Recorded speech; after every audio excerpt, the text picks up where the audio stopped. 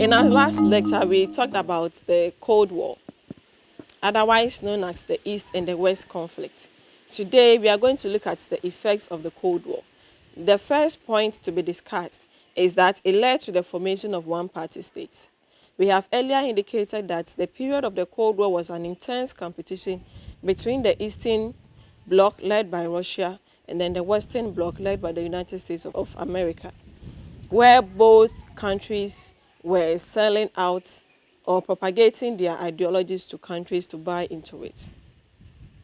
Now, some African societies were of the view that in order to prevent these two superpowers from using opposition parties and then pressure groups to destabilize their economies and to put pressure on the ruling governments to either accept one ideology or to ignore the other, they decided to ban all political parties and pressure groups, leading to the formation of one-party states. The idea is that if there is only one government in power and there are no other political parties, the United States of America or the Russians will not be able to use these opposition parties to influence matters in their countries. Most African countries got the support of Russia in their quest or in their fight for independence. Because of that, most African countries ended up practicing socialism. The reasons why most African countries chose socialism over capitalism is that first, they got support from Russia in their fight for independence. It must be noted that Russia is one of the European countries who did not colonize any country in the world. And so they helped countries in their fights for independence from their colonial masters, who were usually Europeans. These European countries who were colonizers had formed alliance with the United States of America.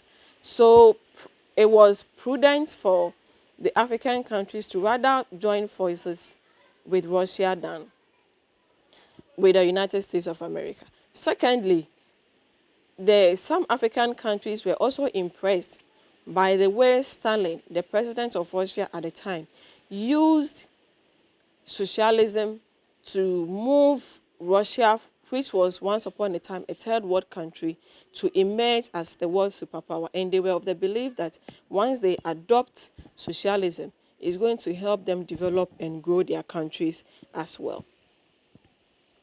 At the time of the formation of one-party states, political leaders were imprisoned. In Ghana, for instance, J.B. Dankwa, he was imprisoned, some were killed, and people suffered a lot of effect. The next one is frequent coups. Africa is noted to have experienced over 70 successful coup d'etats. Kenya and Tanzania are the only countries noted to not have experienced any coup d'etats in their country. This usually happened when a country formed alliance with one of the superpowers. Other superpower tries to remove the government in power. So for instance, in Ghana, CPP at the time forms alliance with the United States of America. The Soviet Union then uses people in Ghana who have the intention of toppling the government.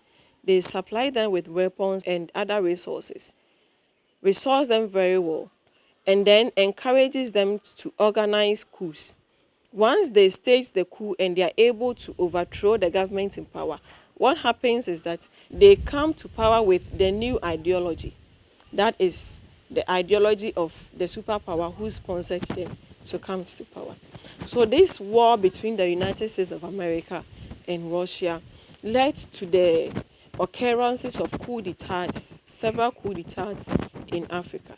The weapons they supplied were used by rebel groups to destabilize most of the countries in Africa. The Cold War provided support for dictators in Africa, especially in situations where one country decides to form alliance with the other. Let's say, for instance, in Ghana, the CPP formed alliance with the Soviet Union. The Soviet Union goes to every extent to ensure that the CPP continues to stay in power to practice and enforce their ideology. And so they paid blind eyes to the atrocities that some of these leaders, political leaders, were putting their citizens through. They supported dictators because they knew that in dictatorship, the people are going to be submissive and the ruling government will continue to stay in power and will continue to practice their ideology.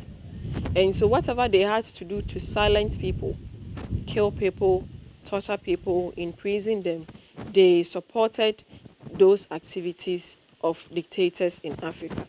So they supported dictators like Mobutu, like Kamuzu, like Banda, Eyadema, and the rest. The fourth point is that they provided support for the apartheid system in South Africa. Apartheid is an Afrikaner word, which simply means separate development. So in apartheid system, developments were segregated according to the race that a person belonged to. The whites were developed separately from the blacks. Separate schools for the whites, separate schools for the black, separate hospitals, means of transportation for the whites, and same for the black. But most of the times, the blacks were the most affected ones. They had the least of these opportunities, and most of them were brutalized. The United States of America is noted to have been a strong supporter of the apartheid system. And this they did to ensure that Russia does not expand its socialist ideology to the Southern African region. And so, continuously supporting the apartheid system, they continued to keep their government in power, delaying the independence of the South Africans, and also continued the meting out of some brutal and cruel activities to Africans. The last point is the delay of complete African independence. We have earlier indicated that Russia is one of the European countries that did not colonize any country in the world, especially third world countries.